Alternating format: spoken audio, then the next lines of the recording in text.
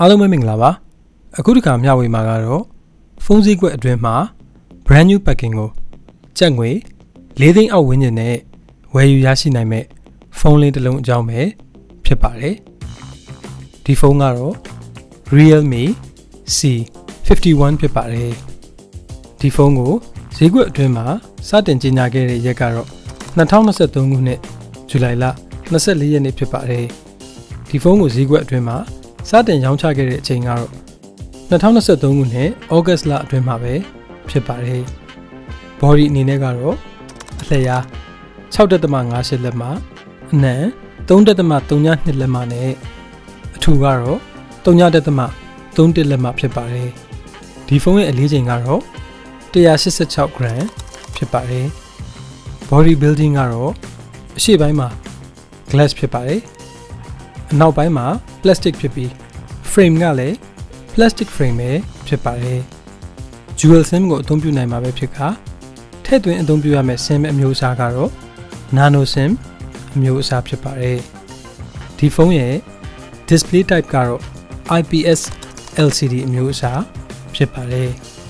ဒီ display ရဲ့ကန့်လန့်ပြတ်အရှည်ကတော့ 6.04 လက်မဖြစ်ပါတယ်သူ့ရဲ့ resolution ကတော့920 1600 pixel ဖြစ်ပြီးအချိုးကတော့20အချိုးကိုဖြစ်ပါတယ်ဒီဖုန်းမှာထည့်သွင်းအသုံးပြုထားတဲ့ OS ကတော့ Android operating system ဖြစ်ပြီး Android version 13ကိုအသုံးပြုနိုင်မှာပဲဖြစ်ပါတယ် chipset ကတော့ Unisoc Tiger T612 ဖြစ်ပါတယ် CPU ကတော့ octa-core CPU အမျိုးအစားဖြစ်ပြီး GPU ကတော့ Mali G57 ဖြစ်ပါတယ် internal storage ကတော့ 64GB 128GB 256GB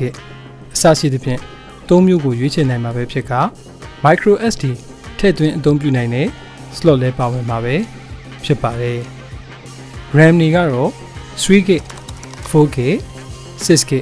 အစရှိသဖြင့်၃မျိုးကိုရွေးချယ်နိုင်မှာပဲဖြစ်ပါတယ်ဒီဖုန်းရဲ့ main camera ကတော့ 50 megapixel ဖြစ်ပါတယ် feature အနေနဲ့ကတော့ LED flashlight ပါဝင်မှာပဲဖြစ်ကဓာတ်ပုံတွေကိုရိုက်ကူးတဲ့အခါမှာ HD mode နဲ့လည်းရိုက်ကူးနိုင်မှာပဲဖြစ်ပါတယ်ဒါအပြင် panorama mode ကိုလည်းအသုံးပြုနိုင်ပါဦးမယ်ဗီဒီယိုရိုက်ကူးမှုအနေနဲ့ 1080 pixel ကို30 frame per second နဲ့ရိုက်ကူးနိုင်မှာပဲဖြစ်ပါတယ်ဒီဖုန်းရဲ့ selfie camera ကတော့ 5 megapixel ရှိပါတယ် feature တွေအနေနဲ့ကတော့ HD photo တွေကို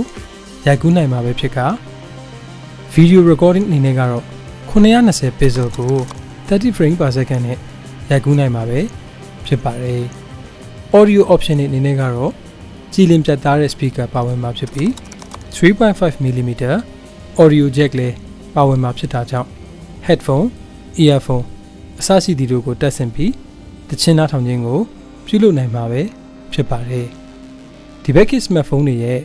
မရှိမဖြစ် feature တွေဖြစ်တဲ့ Wi-Fi, Bluetooth, GPS, FM radio အစရှိသည်တို့လည်းပါဝင်မှာပဲဖြစ်ပါတယ်ဒီဖုန်းရဲ့ main connection ပေါက်ကတော့ USB Type C 2.0 ဖြစ်ပါတယ် security feature အနေနဲ့ဒီဖုန်းမှာ fingerprint လည်းပါဝင်မှာပဲဖြစ်ပါတယ်အသုံးပြုထားတဲ့ battery ကတော့ 5000 mAh ရှိတဲ့ battery ဖြစ်ကအဖြုတ်အတက်ပြုလုပ်နိုင်ခြင်းတော့ရှိမှာမဟုတ်ပါဘူးဒီဖုန်းမှာထည့်သွင်းပေးထားတဲ့ charger ကတော့ 33W wire charger ဖြစ်ပါတယ်ဒါအပြင်ဒီ charger က0ကနေ 50% ကို28မိနစ်အတွင်းအားသွင်းပေးနိုင်မယ်လို့လည်းပြောဆိုထားပါတယ်ဒီဖုန်းကိုရွေးချယ်တဲ့နေရာမှာရရှိနိုင်တဲ့အရောင်တွေကတော့ mint green နဲ့ carbon black အစရှိသဖြင့်အရောင်2မျိုးနဲ့စာရရှိနိုင်မှာပဲဖြစ်ပါတယ်အခုဖော်ပြခဲ့တာကတော့ဖုန်းစည်းကွက်အတွင်းမှာ brand new packing ကိုကျပ်ငွေ4 သိန်းအောက်နဲ့ဝယ်ယူရရှိနိုင်မယ် price to performance ရှုထောင့်အရအဆင်ပြေမယ်လို့ယူဆရတဲ့ Realme C51 အကြောင်းပဲဖြစ်ပါတယ်ခင်ဗျာအဆုံးထိကြည့်ရှုနားဆင်ပေးတဲ့အတွက်အားလုံးကိုကျေးဇူးအများကြီးတင်ပါတယ်အလားတူဗီဒီယိုလေးတွေကိုဆက်လက်ကြည့်ရှုခြင်းနဲ့ဆိုရင်ကျွန်တော်တို့ရဲ့ channel လေးကိုလည်း like and subscribe လုပ်ဖို့ မမေ့ပါနဲ့နော်